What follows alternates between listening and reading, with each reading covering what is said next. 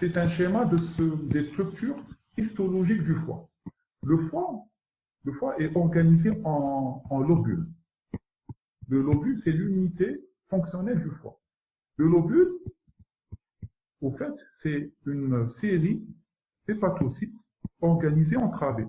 Chaque petit carré, chaque petit cube est un hépatocyte qui vont se mettre côte à côte pour former des travées, qu'on appelle les travées de Raynaud. Au centre de ce lobule, voilà, le lobule, c'est l'élite. Au centre, on a ce qu'on appelle la veine sushépatique. On va la voir en détail dans un moment. Et en périphérie, on a ce qu'on appelle l'espace porte. Sur un autre schéma, voilà. Voilà les hépatocytes, agencés en travées. Voilà l'espace porte. Et au centre du lobule, on a ce qu'on appelle la veine centrolobulaire. Donc, le sang, je reviens à l'espace porte. L'espace porte comporte trois structures. Une veine, une artère et un canal biliaire. Cette veine, c'est, je dirais, les terminaisons distales du tronc-porte, qu'on a vu tout à l'heure. Donc, le sang arrive par le tronc-porte, va cheminer entre les hépatocytes, qu'on appelle cet espace où le sang chemine, on appelle ça les sinusoïdes.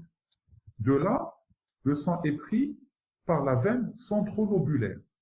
Et cette veine centrolobulaire va, je dirais, se réunir avec d'autres veines centrolobulaires pour former des vaisseaux de plus en plus gros pour aboutir aux veines sushépatiques. Il y en a trois, celles qu'on a vues tout à l'heure, pour aller vers la veine cave. Les hépatocytes, en produisant de la bile, cette bile va être excrétée par leur pôle biliaire au niveau de ces espaces, sans paroi propre, et qui sont appelés les ductules biliaires, qui vont se réunir en canalicule biliaire pour donner vers les boîtes.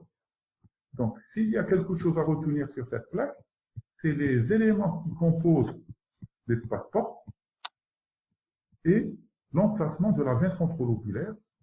Comme par son nom l'indique, elle est au niveau du lobule hépatique. Et le lobule hépatique, je reviens en arrière, voilà sa structure, c'est l'unité fonctionnelle du foie.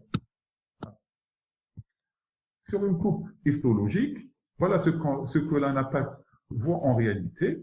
Là, on a l'espace porte, ce qui est la structure la plus, je dirais, gigantesque, c'est toujours une structure veineuse, c'est la veine porte. La structure plus petite, c'est l'artère, pardon. La structure un petit peu brunâtre, c'est le canal biliaire. Et la veine centrolobulaire qui est là, sur un plus fort grossissement, voilà la veine porte, le canal biliaire et l'artère hépatique. Et là, voilà, les hépatocytes à un fort grossissement, agencés en travées, qu'on appelle les travées de Raynaud.